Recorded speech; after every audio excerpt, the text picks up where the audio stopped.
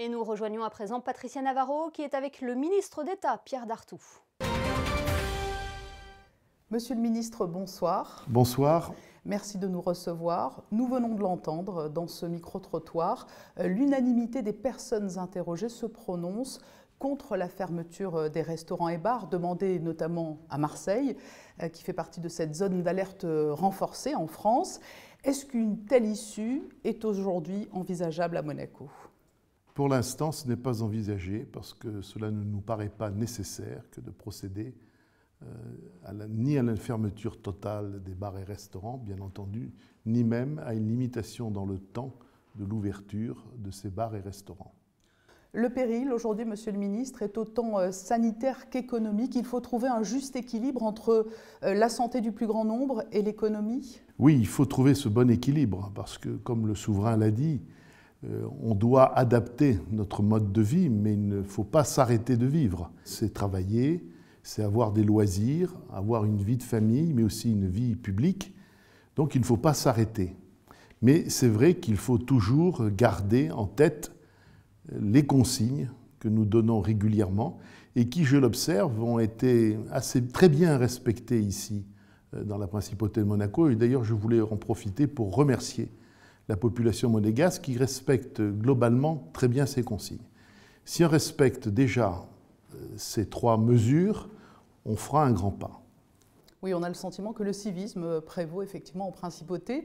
Vous étiez la semaine dernière au Centre national de tests qui a été installé à l'espace Léo Ferré pour répondre à une demande exponentielle. Est-ce que ce centre aujourd'hui répond aux attentes ? Oui, il répond aux attentes puisque globalement, nous sommes dans une progression de notre capacité à faire des tests et puis aussi pouvoir répondre par une analyse qui vient dans des délais satisfaisants, c'est-à-dire 24 heures ou voire ou plus tard 36 heures. Mais la règle, c'est 24 heures. On s'est entouré aussi des meilleurs avis et notamment, je remercie le comité scientifique présidé par le professeur Rampal. Nous avons vu récemment d'autres partenaires qui nous ont éclairés là-dessus. Alors, ce qu'il faut dire, nous montons en puissance donc, pour les tests, mais il faut être économe, c'est-à-dire qu'il ne faut pas gaspiller toutes nos ressources. Et il faut réserver les tests à ceux qui réellement en ont besoin, à ceux qui sont réellement prioritaires. Je dis d'ailleurs au passage que la progression se fera par un plus grand accueil du public, puisque nous allons passer de 2 à 4 files d'attente à partir de la semaine prochaine. Il y a donc une capacité qui va être augmentée, mais cela ne signifie pas qu'il n'y aura plus de personnes prioritaires. On garde la priorisation des tests. On garde la priorisation, bien entendu, et il y a dans certains cas des tests qui ne sont pas nécessaires.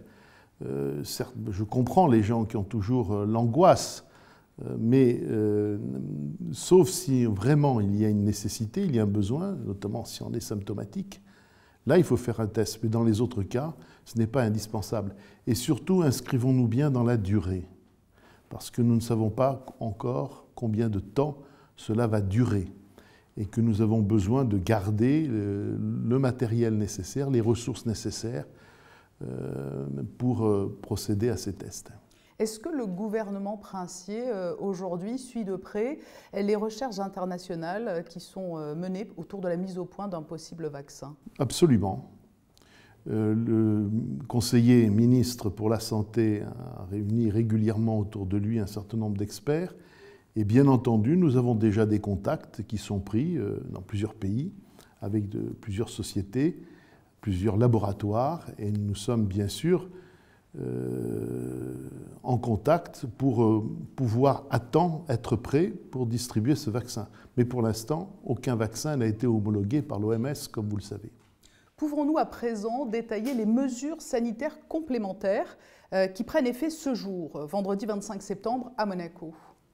Alors les mesures sanitaires, c'est des mesures d'abord de protection, c'est cela qu'il faut bien voir.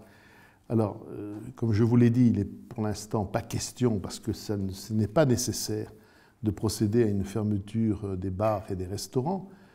Cela dit, nous avons pris la décision.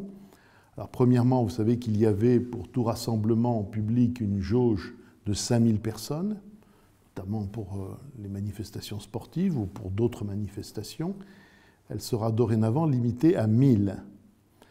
Tout ça, c'est un souci d'harmonie avec ce qui peut se faire ailleurs. 1000, il y a quand même une possibilité d'y déroger pour des raisons exceptionnelles. Par exemple, au Grimaldi Forum, pour parler de lui, s'il y a plus de 1000 personnes, mais si c'est réparti dans des salles différentes et que les conditions de sécurité sont bien respectées, il sera possible d'envisager des dérogations. Ce pourrait être un congrès donc professionnel. Par exemple, parce que l'économie monégasque est bien sûr fondée sur tous ces grands événements. Et effectivement, il ne faut pas oublier que l'économie a besoin. Deuxièmement, nous avons donc décidé d'annuler les journées du patrimoine qui devaient se tenir ce week-end. D'ores et déjà, un certain nombre d'organisateurs avaient pris d'eux-mêmes la décision de les annuler. Troisième chose, il y a la foire attraction de Monaco, que je n'ai pas encore connue, mais je sais que c'est un grand événement sur le plan festif, convivialité économique. Bon, là, nous avons décidé aussi de l'annuler, après concertation avec l'ensemble de nos partenaires, parce que ça nous paraît tout à fait nécessaire. Bien entendu, ce sont des décisions qu'on ne prend pas facilement, mais c'était nécessaire dans l'intérêt de l'efficacité de notre système de protection de la population.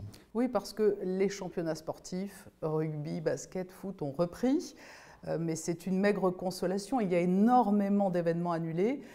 C'est tout de même un peu déconcertant d'imaginer une vie où il ne se passe rien ou peu de choses. Je ne souhaite pas qu'il ne se passe rien. Nous ne souhaitons pas qu'il ne se passe rien. Je vous parle par exemple des événements sportifs. La jauge en termes de nombre de personnes qui peuvent assister à un match a diminué, mais pour autant ils ne sont pas annulés. Parce que c'est important aussi, la vie sportive, surtout dans une principauté dans laquelle le sport est essentiel. Je précise quand même, pour ce qui concerne notamment les bars, certes, il n'y aura pas de décision, parce que à l'instant même, le contexte ne l'exige pas. Il n'y aura donc pas de décision de réglementer et d'avancer tout au moins l'heure de fermeture de certains bars, mais nous demandons à ceux qui gèrent des bars, qui tiennent des bars, d'être très exemplaires, d'être très respectueux des normes. Et je peux vous dire même que nous pourrons procéder à des vérifications. Sur le front de l'épidémie, et ce sera ma conclusion, c'est vrai que tout évolue très vite. La situation sanitaire est sous monitoring en principauté. Vous opérez une veille sur ce qui se passe notamment à nos frontières ou à l'international? Absolument. Nous suivons de très près ce qui se passe tout spécialement en France et en Italie. Pour l'instant, je dis bien pour l'instant, c'est pour cela qu'il faut être très vigilant et très respectueux de nos consignes sanitaires. La situation à Monaco est sérieuse, elle nécessite beaucoup de vigilance, d'où les mesures que nous prenons.